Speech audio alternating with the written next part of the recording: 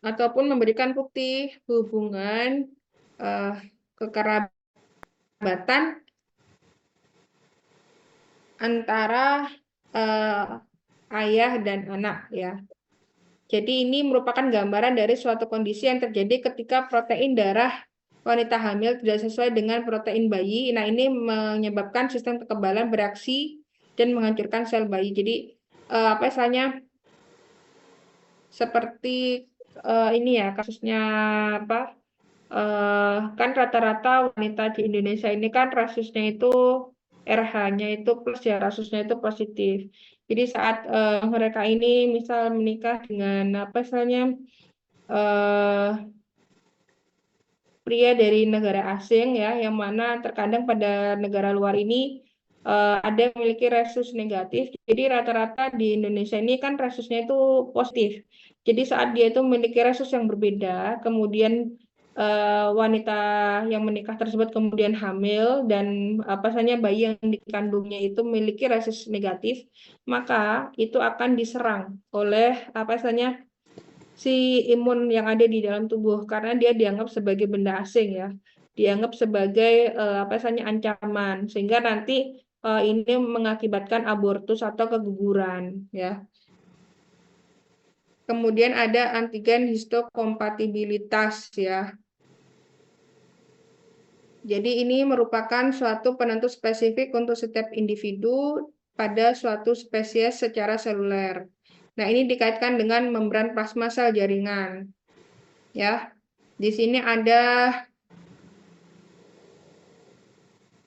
HLA, Human Leukocyte Antigen, yang merupakan salah satu contoh antigen histokompatibilitas utama yang menentukan penolakan homograf.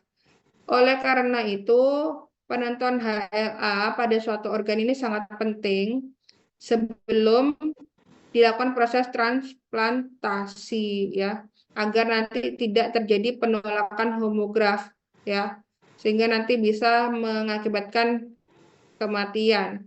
Jadi operasinya sudah mahal-mahal ya, ternyata ini tuh saat apa sih ditransplantasikan, dicangkokkan, ternyata terjadi ketidakcocokan ya atau penolakan. Kemudian organ specificity ya, yang mana itu adalah antigen tertentu dari suatu organ atau jaringan. Antigen ini ditemukan di otak, ginjal, dan jaringan lensa, bahkan dari spesies hewan yang berbeda. Jadi dia memiliki spesifisitas antigen yang sama. Contohnya pada pembuatan vaksin anti rabies, yang mana apa istilahnya virusnya ini ya, ini disiapkan dari apa istilahnya otak domba, ya.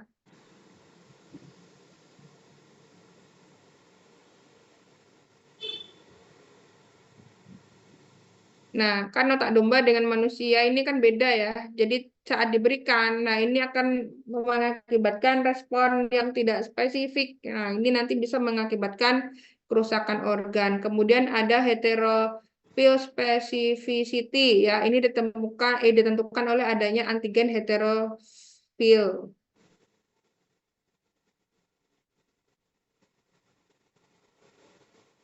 Jadi ini antigen ini ya saat dia itu berasal dari kerabat dekat, kemudian hadir, ya kehadirannya di dalam tubuh ini dikenali, kemudian apa istilahnya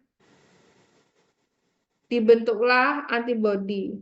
Jadi nanti antibodinya ini akan melawan antigen heterofil yang diproduksi oleh satu spesies yang mana ini bereaksi silang dengan antigen spesies yang lain. Jadi ada apa saja adu antigen. Nah, ini dimanfaatkan untuk diagnosis penyakit menular. Contoh, ini tes Paul Bandel yang digunakan untuk mendiagnosis infeksi imunokleosis yang disebabkan oleh infeksi virus Epstein-Barr yang ditunjukkan oleh antibodi heterofil yang menggunakan eritrosit domba.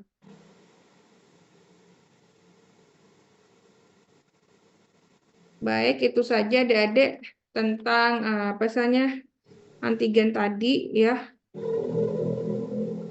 Macamnya banyak ya, yang sifatnya atau yang bisa dikatakan sebagai imunogen. Dari sini apakah ada yang mau ditanyakan?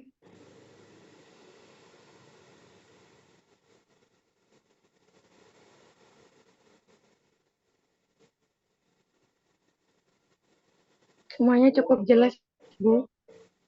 Baik, silakan di-on-kan kameranya.